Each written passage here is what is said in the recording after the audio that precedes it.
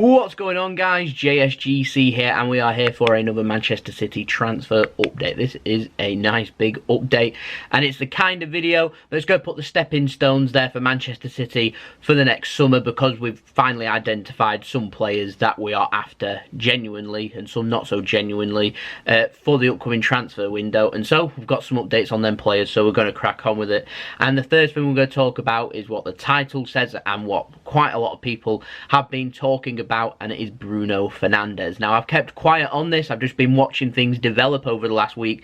I've always had this penciled in today for a transfer update, so I've just been waiting to see what the latest news is with regard to this, and for the last 6 days it's been genuinely positive until yesterday. And so for the last 6 days, this is what's been happening. So Manchester City, they've been linked with Bruno Fernandes. This is according to source close to the player, as Manchester City apparently been having meetings with Bruno Fernandes and his representatives, who is also a good friend with Bernardo Silva, who's apparently also been talking to Bruno Fernandes to try and get him to join Manchester City. Now, Bruno Fernandes is a 24-year-old central midfielder. He isn't a defensive midfielder. He's more of an attacking midfielder, so we're talking a player more like David Silva rather than Fernandinho.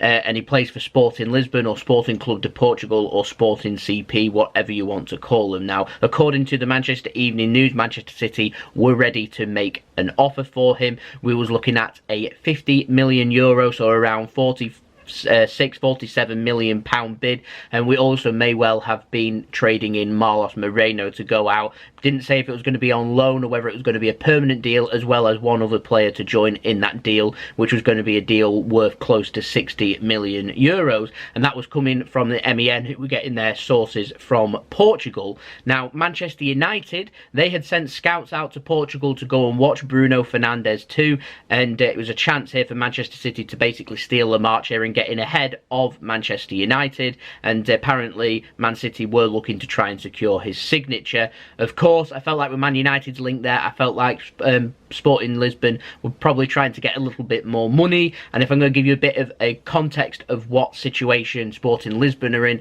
well, apparently they're in a little bit of financial bother, so they're looking to sell players, and because of this, Manchester City were looking to try and go into partnership with Sporting Lisbon. They were trying to sign Bruno Fernandes, to sign him for money to ease their financial worries, as well as Manchester City going into partnership where they can send players from Manchester City over to Sporting Lisbon. So I presume this was talking City's academy players to go out there and head out there on loan, as well as other players that have probably been out on loan for the last couple of seasons too. And because of that, Manchester City then would have first dibs on their academy players, with Sporting Lisbon producing some very good players, and so Manchester City would have first dibs on that, is what Manchester City apparently were looking for. Now, Sky Sports hopped in on the option, and they reported that Manchester City weren't only looking to try and agree a fee, but apparently were closing in on signing Bruno Fernandes last week, and they were reporting that he was probably going to be a replacement for David Silva. We're talking a very good player here who scored 31 goals this season in all competitions for Sporting Lisbon, as well as getting 17 assists. So he's had a wonderful season. He is a very good player.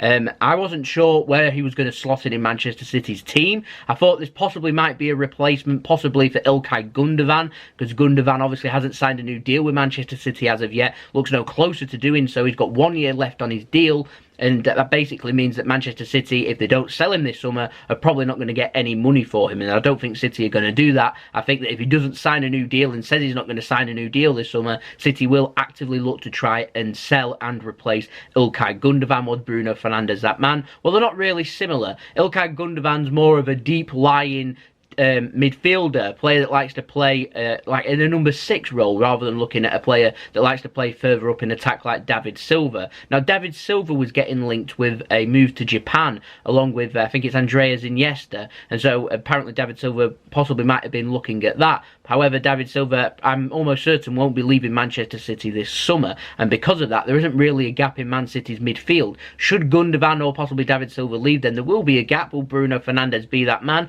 Well, if David Silva leaves, then possibly, but I'm not too sure David Silva is going to leave, and because of that, I'm not too sure that City are going to sign Bruno Fernandes. I had my doubts from the start. That's why I never put a video out on it immediately. Anyway, it gets very strange, this deal. So Fabrizio Romano of Sky Italia, he was saying that 43 million plus 2 players, it was agreed and it was a £50 million deal, and one of them was Marlos Moreno to be heading out, and that was where I was getting the partnership and looking for the academy players from that source too, and that's what he was saying. And then there was more reports that came out earlier this week that were saying that the deal isn't as close as first thought, and Manchester United are actively seeking to try and sign Bruno Fernandes. And so I wasn't too sure what the deal was basically here. I wasn't too sure whether City were looking to try and Bernardo Silva this by snatching a player from under the nose of Manchester United, or whether Man City were actually cooling their interest like we did in Fred, where there was actually no interest from Manchester City whatsoever. United had a free rein to sign him, and they did. And it turns out Fred wasn't that brilliant. And I feel like Man City's probably dodged a curveball there. And I wasn't too sure if it was going to be a situation like Alexis Sanchez, where City were trying to sign him, United come in with more money, Man City don't want to compete through risk of upsetting players currently in their squad, and so they end up signing him instead. But what I don't want is, because of this, Manchester City have pulled out of the race here, and apparently City were never really that interested.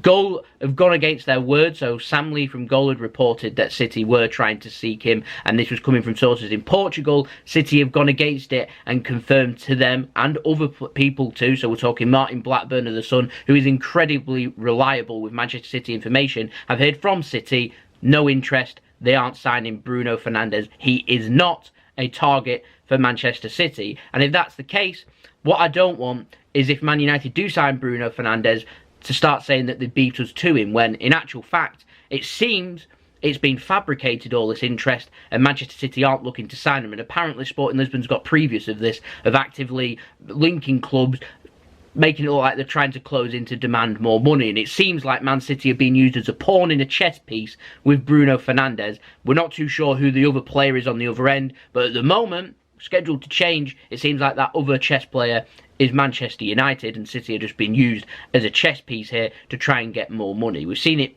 more and more with City getting linked, but it's one thing to link a player, it's another to say that they're closing in and start fabricating lies to all kinds of journalists. These are respectable journalists who it seems have been lied to. And so that's the situation we're in at the moment. It's a little bit messy, but as far as I'm concerned, we aren't signing Bruno Fernandes, and there is no need for me to mention him much more in the videos, unless I get another update. If I do, then I will mention it for something that I've not already mentioned. So we might have an update in the next video.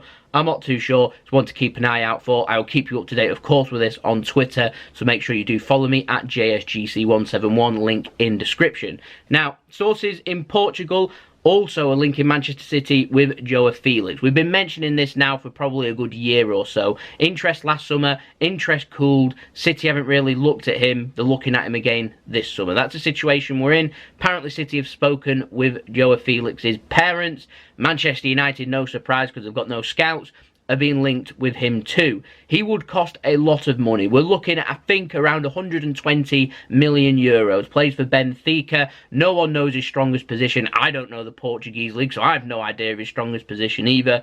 He's an attacker. That's all I know. Is that an attacking midfielder, a wide player, a striker, a false nine, a Gabriel Jesus replacement? I do not know. But Manchester City are being linked. Sky Sports have reported that Manchester City do want to sign him. Everyone's been saying it's going to be a replacement for Leroy Sané. I was throwing out some other names. People have been mentioning Gabriel Jesus. And I've been thinking, well, Riyad Mahrez has claimed that he's unhappy at Manchester City. Will Riyad Mahrez this summer leave Manchester City? I do not know. But if one of our wingers or attackers is to leave, then Manchester City do need a new attacker. In steps Joao Felix. With City not signing Bruno Fernandes, it does make some funds available. The biggest problem I have with this transfer, though, is we will be looking at around probably a triple-figure sum in the millions. And I just don't see City paying it, because I know that if they do it once, they're going to have to do it every time. And it just isn't an option. When I'm talking PSG, I'm talking Real Madrid, probably Man United and Liverpool at some point I'm talking to. These are teams that will go into the triple figures, and once they pay it, they're going to have to do it all the time. Liverpool paying 60, 70 million pound on a consistent basis. They've done it once or twice. When they're going after similar players of quality like Alisson and Van Dijk, they're going to have to pay it, and probably a little bit more too. And for that reason, I don't see City going for him, in my opinion. I could be wrong though. Now, another story, Manchester City have been linked with Samuel Chukwueze. I hope I'm pronouncing his name right, but Liverpool have been linked too. He's a Villarreal young winger, 19 years old. Had a good season apparently, despite Villarreal struggles. He's been one of the bright sparks in their season, and there is now some interest from England. And so, that'd be interesting, and I don't think it'd cost anywhere near as much as Joao Felix either. So we're getting linked with some attackers at the moment. I feel like our priority probably should be defensive midfield, and possibly looking at a couple more positions, and in my opinion, a left back. Now, sources at Liten Sport, or Ladies Sport, however you say their name, but I don't know anything about them, so I don't know who they are, but they say that Manchester City want Strasbourg right back Kenny Lala. He's had a very good season at Strasbourg, and apparently he's available for just £12 million. A right back, 27 years old. Pep normally goes for younger players than that, but for that fee, I can imagine it possibly being true. Now, this is all about only if Danilo leaves, and Danilo is being linked with a move to Inter Milan, and that was believed to be close, but apparently that isn't as close as what people are making out either. Let's not forget the transfer market isn't even open here, and so it's all a bit strange. We're getting stories left, right and centre, and a lot of it is false, fake news, and so it's very difficult being able to tell what's real and what's fake. That Bruno Fernandes has put doubt in everybody's mind, I would say, but Kenny Lala, he is a cheaper alternative than Aaron Wan-Bissaka of Crystal Palace. Looking at about £50 million, I reckon, for Wan-Bissaka, purely because he's English. He's had one good season, all of a sudden £50 million, because he's English, and so you might be looking at a good quality player at backup like Kenny Lala that's going to cost near enough 5 times less than the value of that of a young English player, and so that'd make sense from a financial point of view. Now, another story, Oscar Tarensi, he's a 16-year-old Espanyol left back, obviously for their academy, not for the first team, but apparently he's going to sign for Manchester City at some point this week, and then he'll be joining us permanently as of July 1st when his contract starts. And so when we get official confirmation of that, I will announce it. But welcome aboard, Oscar. I'm looking forward to seeing what he can do in the future, and I imagine as of next season he'll be slotting in the Man City under-18s team, so it'll be interesting to track his progress. Now, last but not least, in the ins for this video, Manchester City want a defensive midfielder, and apparently 2 good options for Manchester City, as we already know, is Tanguy, Ndombele and Aouar of Lyon. So Manchester City, apparently, according to sources in France, they are keener on Ndombele. Now, apparently, according to the same source, Rodri of Atletico Madrid is Manchester City's main target. However, should that deal not go forward, or Manchester City choose not to seek that transfer, then Manchester City could well be looking at Tanguy and Ndombele. Of course, he's been heavily linked with Real Madrid, and as I expect him to sign, in my opinion, for Juventus, it's probably going to get involved in a transfer tug of war, which City don't really like playing tug of war in transfers. And so, as far as I'm concerned, I don't really buy into the source in France saying that we're after Ndombele. However, it's a little bit easier with Spanish players because they do all players in La Liga have release clauses, and because they have release clauses, it means that if you value that release clause as a good deal, you don't have to negotiate. There isn't a tug of war. You literally just release that clause, and then you talk to the player and sign the player if the player wants to join you. And so I'd say the Rodri deal is probably a nice, easy, straightforward deal for Manchester City, and he is the player that I think that Man City will go after in that defensive midfield target, a player that I've heard described as similar to Sergio Busquets, who obviously Pep Guardiola liked during his time at Barcelona. Now we're going to move on to the outs, and we just mentioned Atletico Madrid. They're after a Manchester City player, so it might make negotiations for Rodri and Saul, if we go after either of them players, a little bit easier. Now, apparently, Manchester City trying to sell Nicolas Otamendi because Otamendi wants more playing time, and there is a lot of interest in Europe around Otamendi, which means his price value probably will go up, and one of them clubs, interestingly, is Atletico Madrid, and so there might be room for negotiation for 1 or 2 of their players with Otamendi involved in a transfer the other way. You never know. Now, one other out story, I mentioned it before, Gabriel Jesus. I can confirm right now Gabriel Jesus is happy at Manchester City, and he will not be leaving Manchester City, certainly not to make way for the Joao Felix transfers. I don't know where that rumour came from, but strictly isn't true. Now, a couple of bits of contract news. Oleksandr Zinchenko apparently has signed a new deal at Manchester City. It just hasn't been announced by Manchester City yet, according to Sam Lee from Goal, but it will be announced very soon, which, if true, is very good news, and it confirms that Zinchenko will be in the Manchester City squad for next season. Will City be looking at a left-back? Well, with the injury setback with Benjamin Mendy, surely we've got to be looking at a left-back. Remember in the last video I said City aren't looking for a left-back. That's what's been confirmed from the club, but surely they have to be. We can't be going another season with having a part-time left-back, a player that isn't all familiar with the role, whilst having an injury-prone left-back for another season. We can't be doing that, can we? That's really poor if true. I'm hoping it isn't true and we do go after a left-back. Now, last but not least, in this video, we're going to be talking Vincent Kompany. Apparently, Man City won't be holding any more talks with Vincent Kompany and his agent about a new deal until the conclusion of the season. Not just the Premier League, but the FA Cup too. So, in a couple of weeks' time, we'll be talking to Vincent Kompany. He is out of contract this summer, and City want him on a new one-year deal. That's in the pipeline. I was under the understanding that was virtually signed, sealed and delivered. It just hadn't been announced. However, I have some doubts now because City are looking at trying to get Vincent Kompany onto a new contract. Nothing is confirmed yet, and Vincent Kompany wants promise of more playing time with Man City. He wants to confirm that he is in and around the ideas of Pep Guardiola and he is going to get more minutes if and when he is available. And I'm hoping City do get this over the line because I will be gutted. I mean gutted. I was gutted when Yaya left. I'll be even more gutted probably when Vincent Kompany leaves. And so I never envisioned Vincent Kompany leaving Manchester City. I was sad when Zabaleta went because he's a true blue and he bleeds blue, and Vincent Kompany does too. He's just amazing. He showed just how good he was in that Leicester game. I think City should just be paying him and promising whatever he needs to keep him at Man City. I think he's pivotal. I think he's so important at Man City. He has to be at Manchester City. He is Mr. Manchester City. So please, Chicky and Pep and whoever's involved, get Vinny on a new deal. So there we go, that's been the video. I hope you enjoyed this video. Sorry it's so long, but there is so much to get through. So much has happened, so much news is out there.